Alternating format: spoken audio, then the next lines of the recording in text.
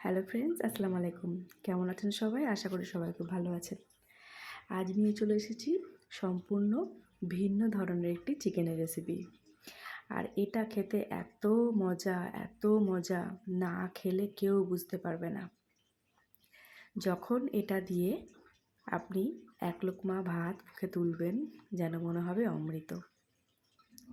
এই চিকেনের রেসিপিটা কিন্তু নর্মাল যেভাবে রান্না করি সেরকমই, কিন্তু এক বিশেষ মশলায় এটা হয়ে উঠবে অনবদ্য। তো চলুন শুরু করা যাক রান্নাটা। রান্নাটা শুরু করার আগে সেই বিশেষ মশলাটা আমি আগে তৈরি করে নিই। দেখুন, এখানে আমি নিয়েছি পেঁয়াজ, দারচিনি, এলাচ, ধনিয়া, জিরে, 1 চামচ মতো চাল আর 2 টুকরো মতো তেজপাতা। এই হচ্ছে সেই বিশেষ মশলা। এই মশলাটা আমি এখন তেলের মধ্যে ভালো করে ভাজা ভাজা করে নেব। তারপর এই মশলাটা আমি বেটে নেব। ব্যাস, তৈরি হয়ে গেল আমার সেই বিশেষ মশলা, যেটা দিয়ে আজকের এই লোভনীয় চিকেন রান্নাটা হবে। তো প্রথমে আমি গ্যাসে বসিয়ে দিয়েছি একটা ফ্রাইং প্যান। তার মধ্যে দিয়ে দিয়েছি পরিমাণ মতো সর্ষের তেল।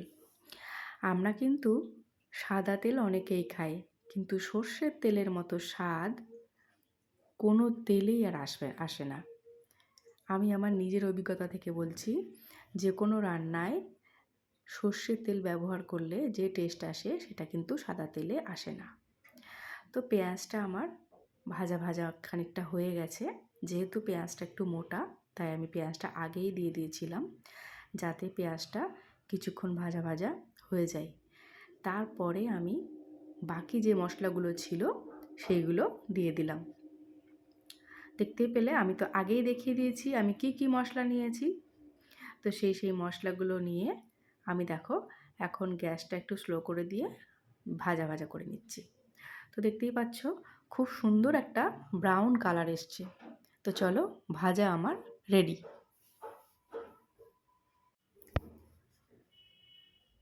তো মশলাটা আমি সুন্দর করে ভেজে নিয়েছিলাম, তারপরে এটাকে আমি বেটে নিয়েছি। তো আমার এটা বাটতে খুব বেশিক্ষণ সময় লাগেনি, কারণ যেহেতু আমি মশলাগুলো ভেজে নিয়েছিলাম, তার জন্য খুব তাড়াতাড়ি বাটা হয়ে গেছে। তো সরাসরি চলে এলাম রান্নায়। এখানে আমি নিয়ে নিয়েছি পরিমাণ মতো মুরগির মাংস। তো আজকের মুরগির মাংসটা কিন্তু ভীষণ ভালো ছিল, ফ্রেশ ছিল। তো মাংসের মধ্যে আমি এখন দিয়ে দিচ্ছি পরিমাণ মতো পেঁয়াজ। পেঁয়াজের কোনো নির্দিষ্ট পরিমাণ নেই, তোমরা তোমাদের পরিমাণ মতো নিতে পারো। এবারে আমি দিয়ে দিলাম সেই বিশেষ মশলাটা, যেটা আমি বেটে রেখেছিলাম।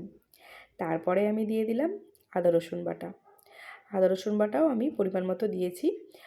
প্রথমে 1 টেবিল চামচ দিয়েছি, তারপরে হাফ টিস্পুন মতো দিয়েছি। এরপরে আমি দিয়ে দেব হলুদের গুঁড়ো। হলুদের গুঁড়োও 1.5 চামচ মতো দিয়েছি, কারণ এই রান্নাটা কিন্তু একটু মুখরোচক হবে, একটু মশলাদার হবে। আর দিয়ে দিলাম আমি এখানে লঙ্কার গুঁড়ো। লঙ্কার গুঁড়োটা আমি একটু বেশি দিয়েছি, কারণ আমি বলেই দিয়েছি যে এই রান্নাটা হবে একটু মশলাদার, একটু বেশ ঝাল ঝাল, সুন্দর খেতে হবে। এবার আমি দিয়ে দিলাম এর মধ্যে জিরের গুঁড়ো। তো জিরের গুঁড়োটা দেখলে আমি প্রথমে 1 চামচ দিলাম, তো এর বেশি আমি আর দিইনি। তারপরে দিয়ে দিলাম নুন। নুনটা এটা নিজেদের পরিমাণ মতো, যার যেমন মাংস সে তেমন পরিমাণ নুন নেবে। এইবার আমি দিয়ে দেব সর্ষের তেল। আর সেটা আমি দেখতেই পাচ্ছ, আমার দিদা, আমার মাকে আমি দেখেছি সর্ষের তেল কিন্তু এইভাবে হাতে নিয়ে তারপর মাংস ম্যারিনেট করতো। আর সত্যিই তার টেস্ট কিন্তু দারুণ হতো। আমার বিশেষ করে আমার দিদু বলতেন যে হাতে করে যে কোনো রান্নার সময় যেটাই আমি রান্না করি না কেন, সেটা যদি আমি হাতে ভালো করে মাখিয়ে রান্না করি, তার টেস্ট হয় খুব ভালো, কারণ হাতে আছে ভালোবাসার ছোঁয়া। তো দেখতেই পেলে খুব সুন্দর করে আমি মাংসটা মাখিয়ে নিয়েছি। এবারে তোমাদের যদি সময় থাকে, এটাকে আধ ঘন্টা বা 1 ঘন্টার জন্য ভালো করে ঢেকে রেখে দিতে পারো। আর যদি সময় না থাকে আমার মতো, তাহলে রান্নায় চলো। এবারে আমি দেখো বসিয়ে দিয়েছি আমার কড়া। এবারে আমি এর মধ্যে দিয়ে দেব পরিমাণ মতো সর্ষের তেল। তো আমি যেহেতু মাংস যখন মাখিয়েছি কিছুটা সর্ষের তেল দিয়েই মাখিয়েছি, তাই খুব বেশি পরিমাণ তেল দেব না, আবার একেবারে কমও দেব না, তাহলে কিন্তু রান্নার যে মেন টেস্ট সেটা কিন্তু আসবে না। এবারে আমি এই তেলের মধ্যে দিয়ে দিলাম একটা দারচিনি একটু বড় সাইজের, আর 2টো ছোটো এলাচ। আর কিন্তু কোনো গরম মশলা এর মধ্যে যাবে না, কারণ আমি সেই বিশেষ মশলাটা যে করে রেখেছি। তো এটা এখন আমি তেলের মধ্যে একটু নাড়াচাড়া করে নেব। আর যে কোনো মাংস রান্নাতে একটু গোটা গরম মশলা যখন ফোড়ন দেওয়া হয়, সেক্ষেত্রে রান্নাটার টেস্টটা কিন্তু আরও ভালো হয়ে যায়। এবার আমি তেলের মধ্যে দিয়ে দেব দেখো একটা বড় সাইজের টমেটো।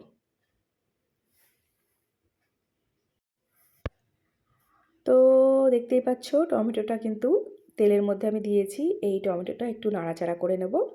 আমি যেহেতু যখন মাংসটা ম্যারিনেট করেছি তখন কোনো টমেটো ব্যবহার করিনি। আর তেলের মধ্যে টমেটো যদি দেয়া যায়, এটা কিন্তু একটা কি বলবো, রান্নার একটা টিপস বলতে পারো। যে কোনো মাংস রান্নাতে টমেটো যদি তেলের ওপরে দাও, দিয়ে সেই টমেটো যদি ভাজা ভাজা হয়ে তারপর একটু গলে যাওয়ার পরে যখন রান্নাটা হয় না, তার টেস্ট খুব ভালো আসে। তো টমেটোটা আমার মোটামুটি ভাজা ভাজা হয়ে গেছিলো। এবার আমি চিকেনটা তুলে দিলাম। তো আমার পুরো মাংসটাই আমি সুন্দর করে এর মধ্যে দিয়ে দিয়েছি। দিয়ে যার মধ্যে মাংসটা মাখিয়েছিলাম সেটা একটু অল্প করে জল দিয়ে ধুয়ে আর এর মধ্যে দিয়ে দিয়েছি। তো চলো এটাকে আমি একটু ভালো করে নাড়াচাড়া করে নেব। আর একটা কথা, এই রান্নার মধ্যে কিন্তু আমি কোনো রকম এক্সট্রা জল ইউজ করব না। এই মাংসটা একেবারেই মানে কম আঁচে আস্তে আস্তে সেদ্ধ হবে এবং সুন্দরভাবে রান্না হয়ে যাবে। শুধু মাঝে মাঝে একটুখানি কষিয়ে নিলেই হবে। তো এটা দেখো আমি এখন ঢাকা দিয়ে বেশ কিছুক্ষণ রান্না হতে দেব। তো চলো বন্ধুরা, ফিরে এলাম কিছুক্ষণ পর। এই দেখো কত সুন্দর একটা কালার এসছে না? এখনই দেখে খেতে ইচ্ছে করছে। কি বন্ধুরা বলো তো, কার কার এখন দেখে খেতে ইচ্ছে করছে? আমার তো কিন্তু ভীষণ লোভ হচ্ছে। কেন বলো তো? এখানে এই রান্নার মধ্যে যে সুন্দর একটা সুগন্ধ বেরিয়েছে, সেটা কিন্তু আমি পাচ্ছি, যেটা তোমরা পাচ্ছ না। সেজন্য আমার ভীষণ লোভ হচ্ছে খেতে। তো চলো, দেখতেই পাচ্ছ বেশ কিছুটা জল ছেড়ে দিয়েছে। বেশ কিছুটা মানে অনেকটাই জল ছেড়েছে। আমি কিন্তু এর মধ্যে একটুও জল ইউজ করিনি। তো আমি মাঝে মাঝে একবার করে সুন্দর করে করে কষিয়ে নিচ্ছি আর ধিমি আছে এটাকে রান্না করে নিচ্ছি। তো দেখো সুন্দর একটা কালার এসে গেছে। এটাকে আমি খানিকক্ষণ একটু ভালো করে নাড়াচাড়া করে একটু কষিয়ে নেব। আর তোমরা তো যারা রান্না করো তারা তো জানো, যে কোনো তরকারি সুন্দর করে যদি আমরা কষিয়ে কষিয়ে রান্না করি, তার টেস্ট কিন্তু খুব ভালো আসে। তো চলো আমি আবার একটু ঢেকে দিয়ে রান্না করছি। দেখতেই পাচ্ছ কত সুন্দর একটা কালার এসে গেছে এবং রান্নাটাও আমার হয়ে গেছে। মাশাআল্লাহ, ভীষণ ভীষণ সুন্দর দেখতে হয়েছে, তোমরা দেখতেই পাচ্ছ। তো চলো আমি এবারে গ্যাসটা বন্ধ করে দিই। তো ফাইনালি আমার রান্নাটা একেবারে রেডি। তো দেখতেই পাচ্ছ কত সুন্দর একটা কালার এসছে। ট্রাস্ট মি, এটা খেতে এতটাই মজা হয়, তোমরা একদিন বানিয়ে না খেলে কিন্তু বুঝতে পারবে না। একদিন এইভাবে চিকেন বানিয়ে দেখো এবং সবাইকে খাও, তাহলেই বুঝতে পারবে যে কতখানি এই রান্নাটা টেস্ট হয়। তো চলো আজকের মতো এটুকুই, আবার অন্য কোনো দিন। টাটা, আল্লাহ হাফেজ।